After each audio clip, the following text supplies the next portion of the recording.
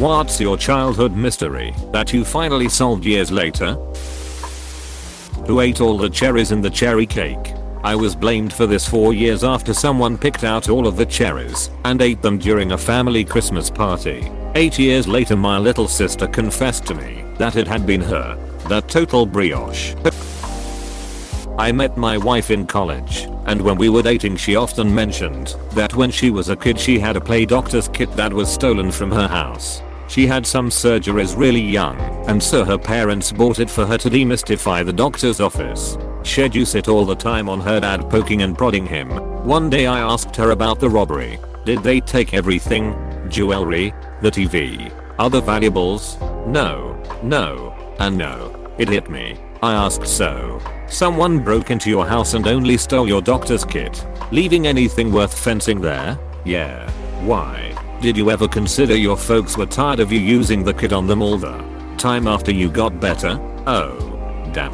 We confirmed it with her dad later, but for 15 years she had believed some thief broke in and only stole her beloved doctor's kit. Edit. Spelling. I love this. Sometimes it really just takes an outside perspective to see it. Also good practice to get a second opinion. When I was 10 my godfather gave me $20 as a Christmas gift. At the end of the dinner the money had disappeared. 4 years my parents blamed me for being irresponsible with my money. Years later we figured out, after she was caught stealing stuff from my aunt's house, that my cousin's fiancé at the time is a kleptomaniac. Turns out she was the one that stole the money. Stealing Christmas money from a child? Yikes. Total yikes, but kleptomania, if he actually had it and wasn't just an asshole, is a compulsion that needs therapy to be dealt with. Like most alcoholics can't just stop drinking. Apostrophe. Exactly. It's a mental disorder. Not that stealing the money was right. But yeah, the individual needs therapy. I have these pale white flecks in the center of my front teeth. Adult set. Everybody I meet, upon seeing my smile for the first time up close, remark on it. I found out about 2 years ago that it's caused by consuming above a certain amount of fluoride before your adult teeth set in. It's called dental fluorosis. As a kid, I used to swallow toothpaste rather than spit it out. Plus our water is fluoridated. So I suppose that's how I got to consuming that much fluoride. I have this as well. A lot of my childhood friends do. The local water has way too much fluoride in it. It can also be caused by high fever as a child. When I was a toddler I had an ear infection that caused a fever of /104. So I have some nice white spots on my teeth from that as well. How Santa Claus made the peppermint fall through the ceiling. I quickly discovered Santa wasn't real when I was a kid, but I was certain that the Dutch version, Sinterklaas, was real because in December, peppermint, tiny Dutch cookies, would suddenly rain down on me, and I thought Sinterklaas was on the roof dropping it through the ceiling. I was so convinced about this that I bragged to the kids in my class that my Santa was real and theirs was fake. But the Dutch Santa only visits Dutch kids in America. Apparently my mom would carry handfuls of peppermint in her pockets, and when I wasn't expecting it, she would throw it up in the air above me. I don't know how I didn't realize what was going on at the time. The first year I was in on the secret and I watched my mom throw peppermint on my brother, it seemed so obvious. I'm from the US, but lived in Holland for 4 years as a kid. They used to dress my brother up as Sinterklaas and me as Black Pete in full blackface and go to my dad's work to hand out candy. What a random memory I never thought I'd get to revisit. Thanks for your comment. When I was a kid in the 70s my parents worked in Canada's Arctic, but were from Nova Scotia. I had a pet mouse, Pixie. Pixie died the night before our family flew home to Nova Scotia for summer vacation. It was many years later before I realized that probably wasn't a sad coincidence. They bumped Pixie off her cement shoes in the river. Pixie sleeps with the fishes now. I had meningitis when I was 2 years old, and my baby brother had it also and he died. I had the viral form. He had the bacterial form. I grew up thinking I had it first and always felt like I gave it to him and was the reason he died. I know. But you can't help what you think. Especially when you're a kid. It wasn't until I was an adult that I learned that he actually had it before me. I don't know why no one had ever told me that before, except maybe they didn't, because they weren't aware that I always harbored this guilt about it since I kept everything inside. Not one person had ever mentioned to me that he had died before I got it, or maybe I was in the hospital when he died. That part still isn't clear to me. I was in the hospital for about 3 weeks, so it could have been before or during my hospital stay. Death is a hard subject for a lot of people, never mind having that talk with a child. Plus your parents had the added stress that you were still ill and they just lost a child. Rational thinking takes a backseat in times of trauma. It's too bad they never spoke of it as you got older. Maybe the pain was still too great. I can't imagine ever fully healing from that. I'm so sorry that you carried that with you. I can't imagine how you were able to handle something so heavy as a kiddo. Thanks for the kind words. Carrying the guilt honestly wasn't even the worst part of my childhood, but it definitely wasn't the best either. My parents divorced when I was super young. So young I can't even remember them being together. And strangely, my dad really never talked about my brother who died. So I only heard about him through my mom and other siblings. One evening when camping, my brother caught a fish that we decided to keep alive in the cooler for some reason. Well, the next morning we ran out to see the fish and it had grown like 5 inches. We were so excited and didn't know how the fish grew that much overnight. Last year we brought it up and my dad said that he had got up that morning and seen the fish being taken by a raccoon and that he spent the next hour or so frantically fishing for another one. He said he caught the new fish, the first one he was able to catch, just a few minutes before we got up. I had never questioned that the fish growing that much as I grew up, but after hearing what really happened I did feel like we probably should have wondered about that more. Your dad loves you so much. The random claps at midnight in my house weren't from ghosts, and weren't claps either. Yeah. For me it wasn't really ghosts inside my closet that would rattle my mirrored closet doors. Freaked me out that as soon as my dad would come to check on me after I started screaming for help, the rattles would stop. Dad would leave. Rattling would start again. I lived in fear of those damn ghosts. I used to go to our local YMCA after school, and during the summer, when I was a kid, we went swimming in the pool almost every day, and being the curious kid I was, I always wondered what was behind the caution doors with the weird triangle markings. Fast forward 8 years and am now working at that YMCA as a lifeguard. And behind the doors? Old, smelly pool chemical testing rooms. Very anticlimactic.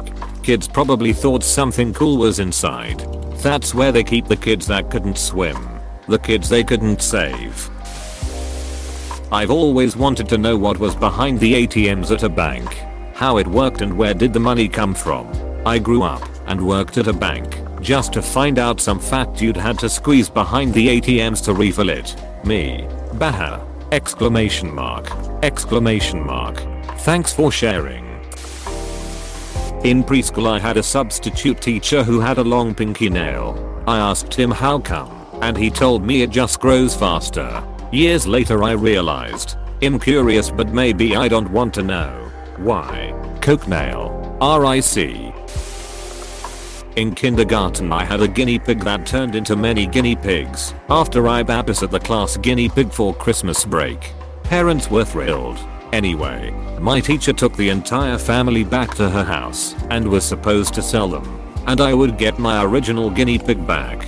They never returned, and my parents told me they all got sold together as one big happy family. I didn't find out until I was maybe 25 that a coyote actually got into the cage and they all got eaten together as one big happy family.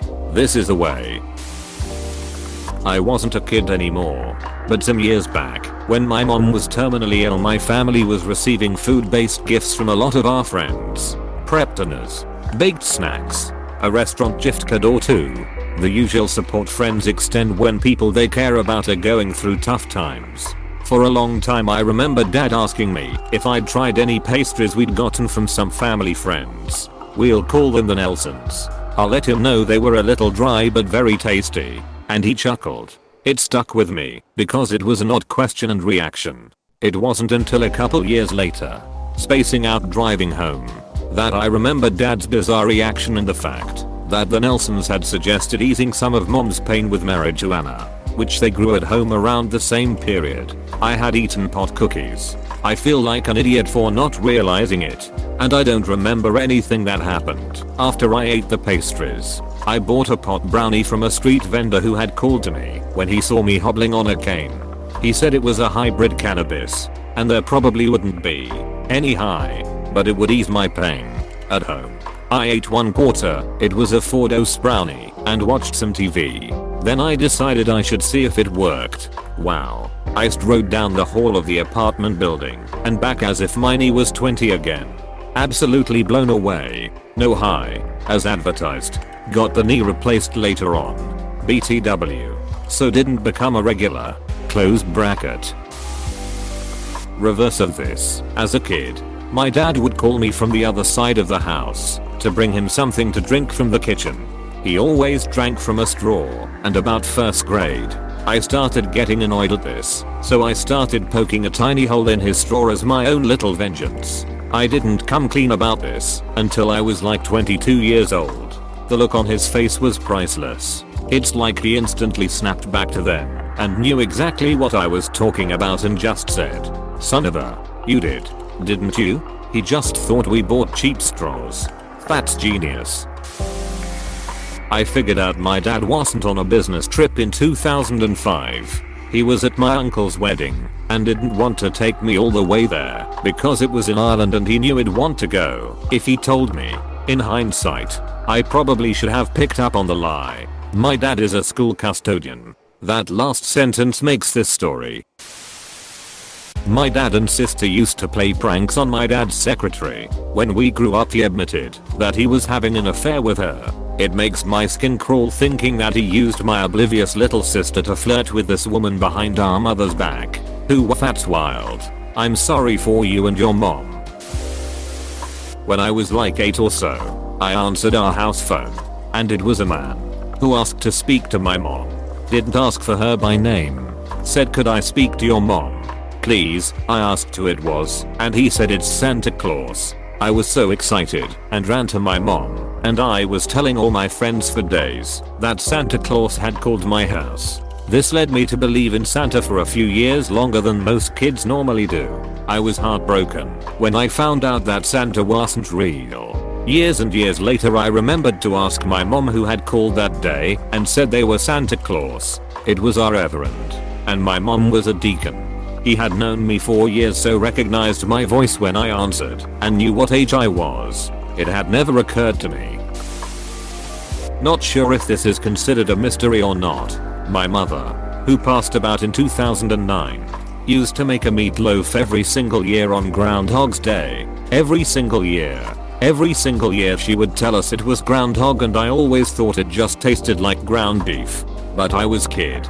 I'm 33 now. Last year I said something to my brother about it and asked if he knew where mom got the groundhog. I wanted to do that for son. My brother had no idea what I was talking about. I told him about it and he started laughing. My wife started laughing. My own son, who didn't know why, started laughing. Mom got me good. Mystery solved. It was just regular meatloaf. I thought the joke was going to be that she used ground pork instead of ground beef. I have huge gaps in my memories as a child, like weirdly inexplicable ones that always felt weird, not just basic forgetting stuff. I've had a few instances of this happening as an adult as well. Welp. Turns out I have a dissociative disorder and that can cause amnesia. Please tell me more. I just posted about this. I remember very little from my childhood and have blanked out large parts of my 20s. I went to a Ducking JZ concert and still can't recall being there all the evening. It is very strange. I have many missing years. I have large gaping holes in my memory. Common side effect of depression. My uncle got her in a lip tattoo and showed me, but then when I tattled to my grandma, his mom, cause she world flipped. Also, I was like 6. He managed to hide it and say I was lying, and she believed him. Truth didn't come out until like 6+ years later, and I had a real sense of I told you so! Exclamation mark. Lol. Fucking snitch. The uncle is an idiot. You can't tell secrets to a 6-year-old, and an adult should never ducking ask a child to keep a secret. I thought Earth was flat, but that's not right. Can you tell the rest of them? When I was a kid, I learnt about Schrödinger's cat. I still to this day don't understand it. Could someone please ducking help my dumbus? As simply as possible. Until you open the box you cannot say with 100% certainty that the cat is dead. You cannot say with 100% certainty the cat is alive. So until you open the box it is basically both. Hey PSSST. Please subscribe and like.